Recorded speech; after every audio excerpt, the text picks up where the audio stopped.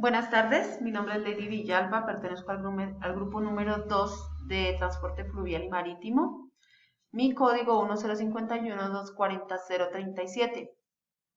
En la sección 2 vamos a indagar el por qué se hace necesario obtener información precisa y detallada con respecto a los aspectos que no permiten poner en funcionamiento el medio de transporte en el puerto de Caracolí, indagar por qué dejó de funcionar, si fue por tema de infraestructura o por la navegabilidad del río.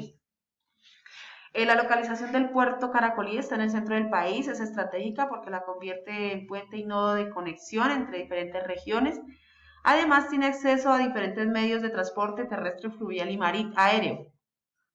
Y es importante por su cercanía con los principales mercados del país, como Bogotá, Medellín y Bucaramanga. Su economía está impulsada por la minería, la explotación carbonífera, la extracción de calizas, calcáreos, cuarzos, mármoles, el cultivo de palma y la ganadería. Algunos habitantes del municipio de Caracolí cuentan que por Caracolí pasaron los enviados de la corona española, los sacerdotes, monjas, almas en pena, ejército realista, bestias cargadas con oro y plata para ser embarcadas en Puerto Gallote hacia Cartagena. También pasó la expedición de José Celestino Mutis, y durante su conquista, este puerto tiene muchísima historia. En,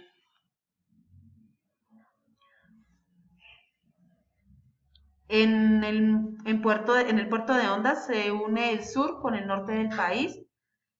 Allí se parte la navegación en dos tramos.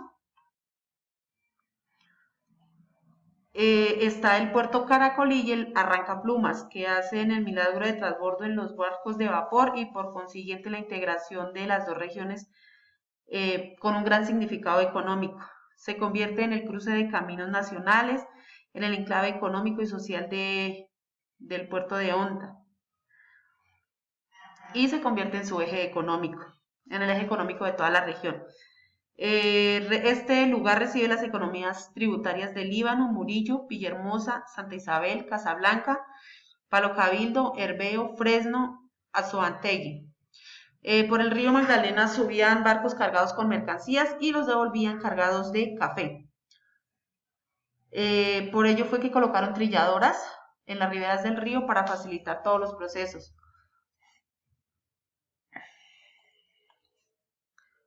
En el estado de arte tenemos todas las investigaciones realizadas con respecto al transporte fluvial. En el primero tenemos los aspectos tecnológicos, que más que todo se basan en la información que se maneja actualmente en las tecnologías. Estas también son aplicadas al transporte marítimo fluvial, ya que permiten una mejor operación y control en las actividades, como por ejemplo el sistema de información en el cual se tiene ubicación exacta de la embarcación, lo que permite que sea más eficiente y mejora tiempos de operación, generando mejor rentabilidad para las empresas que intervienen en el proceso. De igual manera, los avances tecnológicos en los diferentes puertos de carga a nivel mundial permiten verificar la ubicación en tiempo real de los contenedores, temperatura interna y externa, por las cuales están pasando las cargas. Esto permite que si se presenta una falla en los sistemas de refrigeración, se pueda detectar de manera anticipada, solucionando el inconveniente sin que se afecte la mercancía. Con respecto a los aspectos tecnológicos en las obras necesarias para adecuar los puertos y las rutas de transporte, se puede verificar la disponibilidad de vehículos, los cuales van a dejar o recoger un contenedor.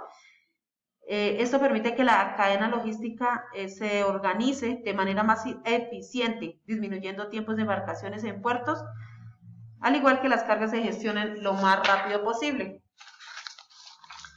De igual forma, con la implementación de sensores a lo largo de la línea del puerto, se permite monitorear los diferentes factores como son la velocidad del viento, la temperatura, salinidad, permitiendo mejores operaciones y anticipando eventos en actividades tales como el descargue y el cargue. Con respecto a las investigaciones relacionadas con la parte ambiental del transporte fluvial, tenemos que los asentamientos políticos y las actividades antrópicas desarrolladas en la cuenca del Magdalena han generado diversos impactos ambientales en los recursos naturales, disminuyendo los servicios ecosistémicos que prestan para el desarrollo sostenible de la región. Entre los impactos está la alteración del ciclo hídrico, las áreas degradadas, las cargas contaminantes generadas en la cuenca, los procesos erosivos severos. El río Magdalena actualmente ofrece condiciones de navegabilidad entre el tramo de Puerto Salgar, La Dorada, hasta Barranquilla o Cartagena. Las principales causas de deterioro ambiental en la cuenca obedecen a la contaminación del agua, la alteración, obstrucción natural y antrópica del flujo hidráulico entre caños y espejos de agua, la expansión y demanda de tierras para la agricultura y la ganadería, la sobreexplotación y el uso irracional de sus recursos naturales renovables y el desconocimiento de las buenas prácticas ambientales. En las investigaciones relacionadas con los aspectos sociales del transporte fluvial, pues se busca el equilibrio social y la sostenibilidad ecosistémica, que implica mantener buenas prácticas culturales en las comunidades que se encuentran en el entorno, protegiendo los recursos naturales, con proyectos que... esto más que todo se ve cuando entran en auge los proyectos de infraestructura, extractivismo, desarrollo minero energético, etc. Este escenario lo está viviendo actualmente los municipios ubicados en la ribera del río Magdalena, cuyos habitantes desde hace varios años vienen presenciando la degradación de su ecosistema, la disminución de los recursos pesqueros, y ahora también deben enfrentarse a la llegada de proyectos hidroeléctricos, planes de dragado, canalización para la navegabilidad del río y nuevas obras viales que terminarán aniquilando recursos y desviarán a los viajeros del municipio.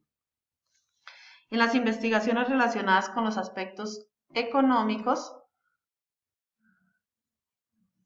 del transporte, pues encontramos que los ríos ofrecen una gran ventaja con respecto al transporte de carretera. Es más económica y ecológica. No tiene las restricciones de peso.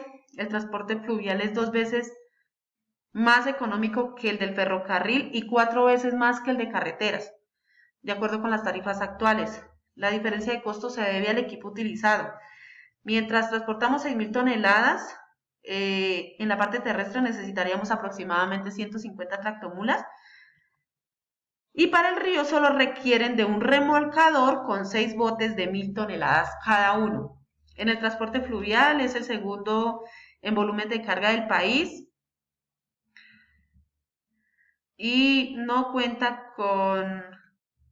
el 80% de transporte de carga por río es manejada por la empresa Ecopetrol, quienes sacan sus hidrocarburos explotados en las diferentes regiones del país.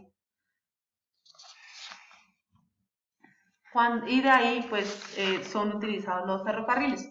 Van a ser transportados posteriormente en ferrocarriles. En materia fluvial encontramos que se adelantan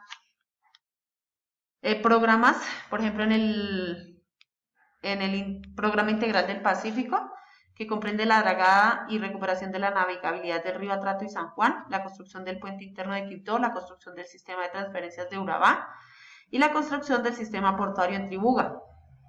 La recuperación de la navegabilidad del río Magdalena, pues mediante dragados en sitios críticos, incluyendo el canal de acceso al puerto de Barranquilla y el canal del dique.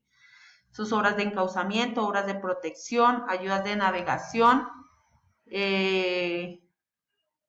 Adicionalmente se contempla la adecuación y modernización y construcción de instalaciones y facilidades portuarias en Puerto de La Dorada, Puerto Salgar, Puerto Berrío, Puerto Barranca Bermeja, Puerto Wilches y en el puerto del Banco Magdalena, Puerto Magangué y Puerto de Aguas Profundas entre Barranquilla y Cartagena.